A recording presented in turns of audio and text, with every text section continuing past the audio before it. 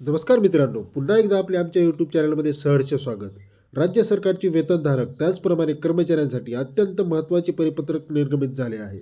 जाणून घ्या सविस्तर या व्हिडिओच्या माध्यमातून. तत्पूर्वी आपण आमचे यूट्यूब चॅनल सबस्क्राईब केले नसेल तर लगेचच सबस्क्राईब करा व सोबतच समोरील बेल आयकॉनवरही प्रेस करा, जेणेकरून असेच नवनवीन माहिती आपल्यापर्यंत मिळत राहील. तर राज्य शासनाच्या वित्त विभागाने राज्य शासनाच्या वेतन कर्मचारी अधिकाऱ्यांसाठी एक अत्यंत महत्त्वाचे परिपत्रक जाहीर केलेले आहे. अशा अपघात विमा आधारित योजना सरकारी निमशासकीय अधिकारी कर्मचाऱ्यांच्या पगारीशी निगडीत विविध बँकांद्वारे राबवण्यात येत आहेत. काही बँकांना सरकारी कर्मचाऱ्यांचे वैयक्तिक पगार खाते उघडण्यासाठी वित्त विभागाचा प्रस्ताव प्राप्त झाला आहे.